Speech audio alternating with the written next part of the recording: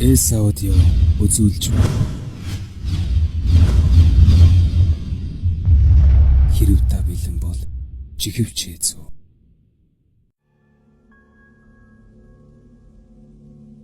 Чонон Борисын сүнсийг дуудсан залуус нэгнийг хөнөөсөн гонигт явдал.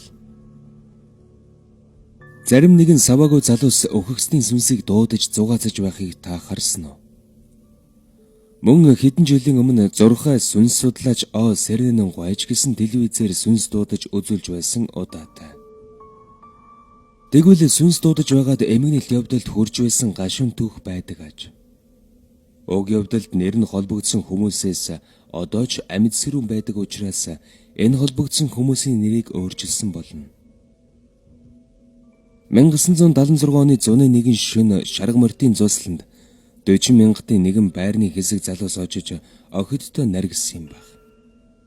Залуус Чехов нэлээд халамцсны эцэст хэн нь ямар атманыг таньдаг болгон ам мэдэн ярьж байлаа. Хойга гэдэг нэгэн эр та нар юу ч мэдэхгүй байна. Дээр үед Чонон Борис гэдэг атман заазлуулах гэж байхдаа дуу дуулж байсан гэсэн. Жинхэнэ атман чинь Чонон Борис байхгүй юу? Гэж томорч. Тэр үед Чонон Борисын дуйлан замхраагүй байсан учраас бүгд л амамандаа мэднэ хэмээн том дуугарч эдгэхэд бэрх үлгэр домог шиг зүйлс ярьж байлаа. Гинэтхэн болдоо гэдэг шар залуу манай оюуна сүнс дуудаж чаддаг штэ. Хэдүүлээ Чонон Борисын сүнсийг дуудаж үзэх үү? Гэтэл бүгд л тэгийг хэмээн дэмжлээ. Ингээд харанхуй болохоор дуудахаар шийдээд арх бие бууж нарганан үргэлжлүүлсээр өдөр дунд тасарцгаажээ. Шүн дундын үед шүлэг нойрын эхэнд мөнөөхөн болдоо сэхи орон бусдын сэргэж эхлэв. Ихэнх нь сэргэж сөүлдэж унтсан ганц хоёр хүн нь зүгээр унтуул хэмээн ундуудсан учраас тэр чигээр нь орхилоо. Огт нь аймс цамцаан өмссөн болоод ширээ тойрон сууцгаав. Мөнөөхөн оюуна ширээн дээр аягтай ус тавиад дээр нь хайж хутгаар ойсорлож байгаад мөнхийн нойронд өмссөн өхөксний сүнснүүд уучил мөхөс бидэнд та нараас сэрэх монхон хүсэл байна. 40 мянгат гандан усны гудамжийг цусаар уйлуулж байсан Чонон Борис таны сүнсийг дуудаж байна. Дуудаж байна. Дуудаж байна.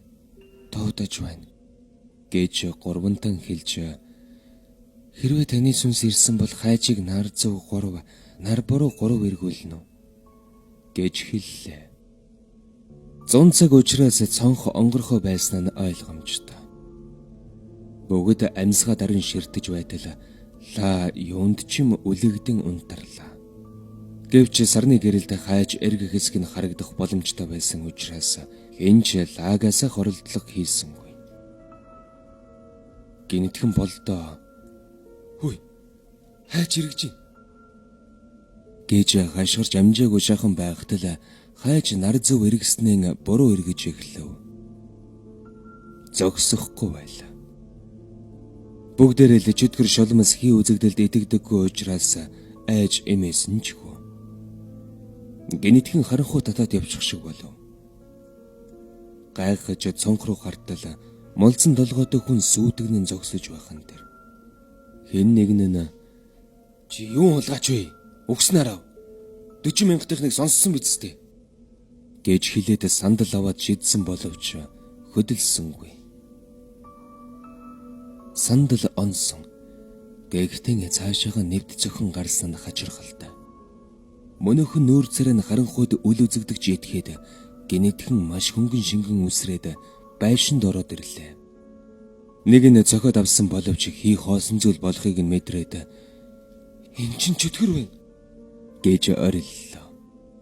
Үнэхээр энэ үйлдэлийг бүгдээрийн шахам харж байсан учраас мэгдэн сандарч намжин болжээ.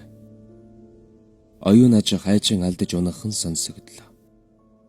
Нөгөө дүрс алга болонгод болдон дэрэгдээ хэвтэх хэнийг нэг хулгаач халаад үгүй хэмээн цохиж игэлснээр зодон үүсчээ. Ингэж хуйга газар дээр худгалуулан нам өгснээр энэ хэрэг өндөрлжээ. Энэ үед болдон гартаа худаг урьжсан зогсож байлаа. Болдоо жоохом юунаас болоод хуйгааг худгалж хөнөөснөж ойлгоогүй юм.